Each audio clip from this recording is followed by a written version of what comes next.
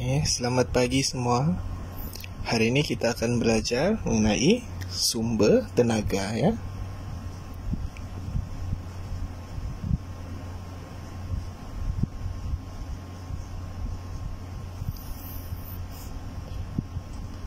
Okey. Tenaga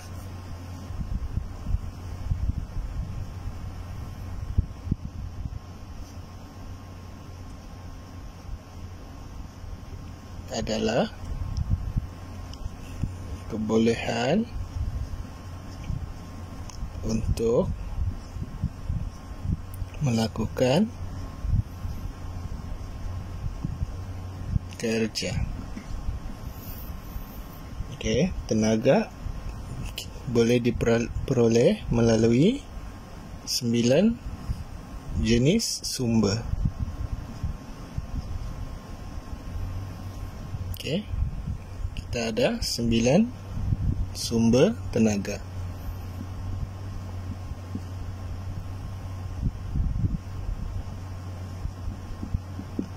Yang pertama, sumber tenaga utama adalah tenaga dari cahaya matahari. Kemudian tenaga dari angin, air, ombak,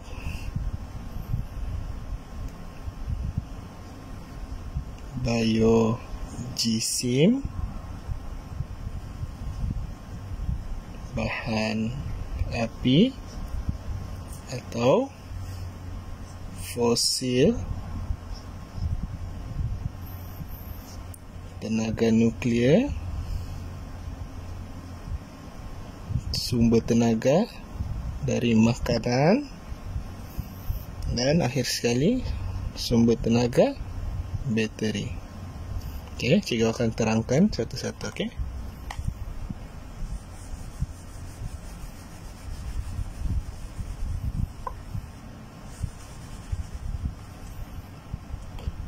Yang pertama, cahaya matahari.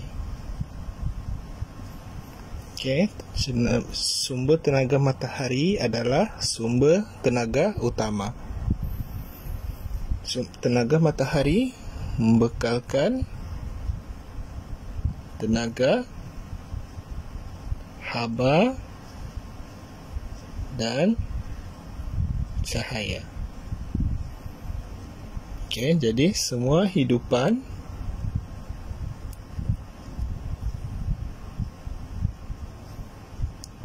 di bumi bergantung kepada tenaga matahari sebagai sumber tenaga utama. Okey, yang pertama sumber tenaga dari cahaya matahari. Kemudian kedua, sumber tenaga dari angin.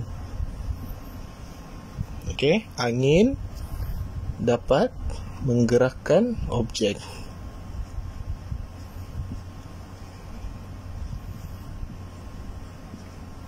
Jadi, apabila kita bina kincir angin, okey, kincir angin rupa dia yang gini. Okey, bila angin tiup kincir angin ni, kincir angin akan berpusing. Okey, bila kincir angin ni berpusing, tenaga akan dihasilkan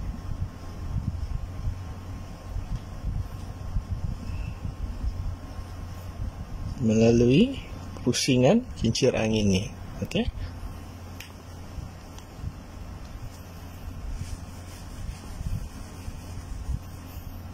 Okey, seterusnya kita ada tenaga melalui pergerakan air. Okey, sama seperti tenaga dari angin, tenaga dari air pun boleh menggerakkan objek. Okey, air mengalir dan menggerakkan objek. Jadi kita bina turbin. Okey, bila air kuat seperti air terjun, di sini kita bina turbin air. Jadi air ni mengalir dengan deras. Bila air tu mengalir dengan deras, turbin dalamnya akan berputar untuk menghasilkan tenaga. Okey, tenaga, dan kemudian tenaga tu kita akan guna untuk menghasilkan tenaga elektrik.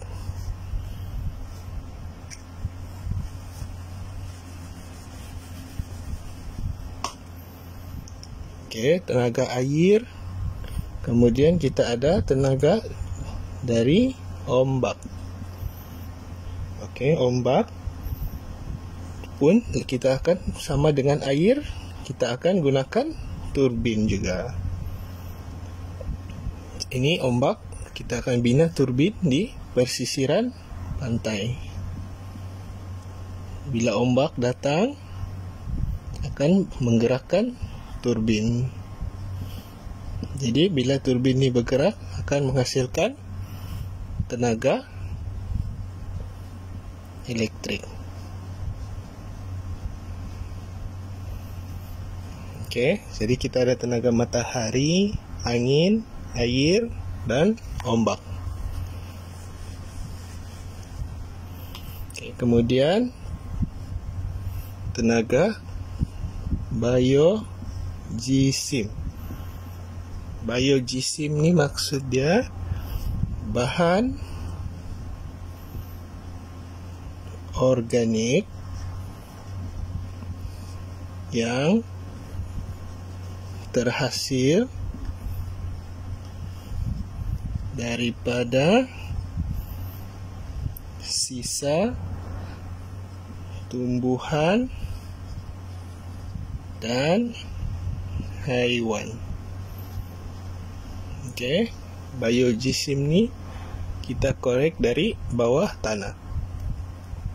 Dia ada bahan organik. Okey, kemudian biogesim ni kita akan bakar untuk menghasilkan tenaga.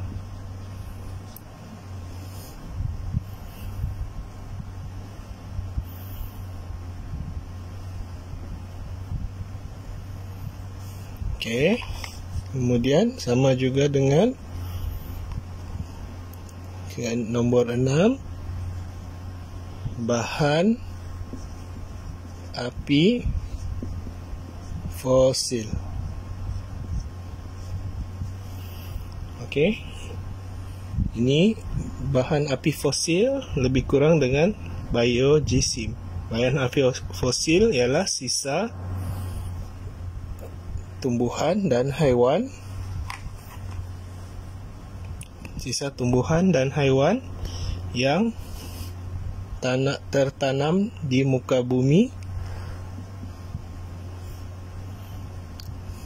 untuk berjuta-juta tahun.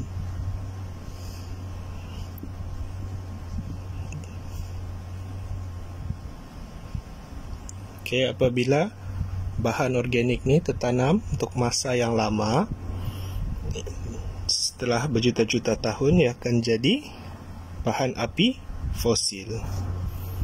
Okey, seperti contoh bila kita isi minyak kereta, itu adalah bahan api fosil. Contohnya petroleum dan gas asli.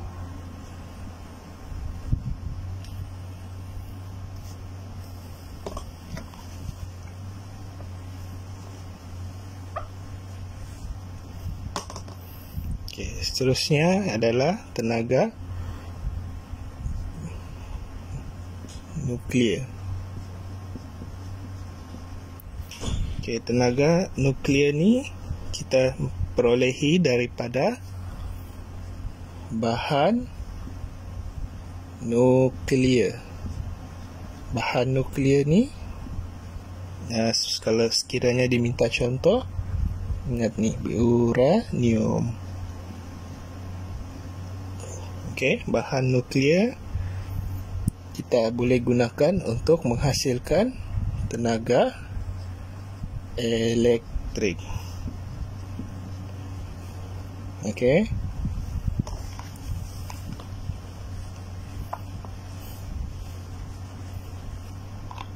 Kemudian kita ada tenaga yang diperolehi dari makanan. Okey, manusia dan haiwan mendapat makanan daripada makan makanan, makan haiwan lain ataupun makan tumbuhan. Haiwan lain pun akan makan haiwan lain, seperti manusia juga makan ayam. Tumbuhan pula akan memperolehi tenaga daripada proses fotosintesis yang kita sudah belajar.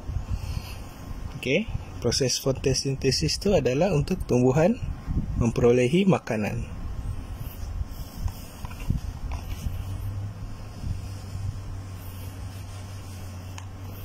Okey, akhir sekali,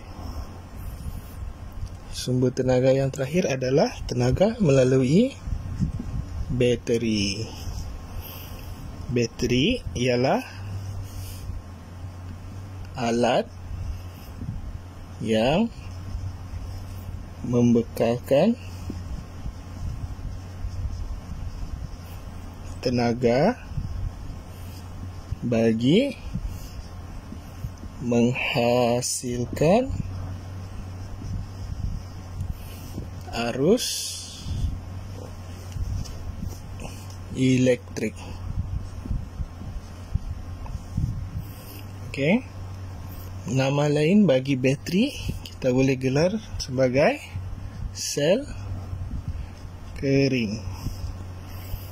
Okey, jadi bila kita contohnya kita pasang bateri dalam jam lonceng atau remote TV, jadi akan menghasilkan arus elektrik, tenaga. Okey.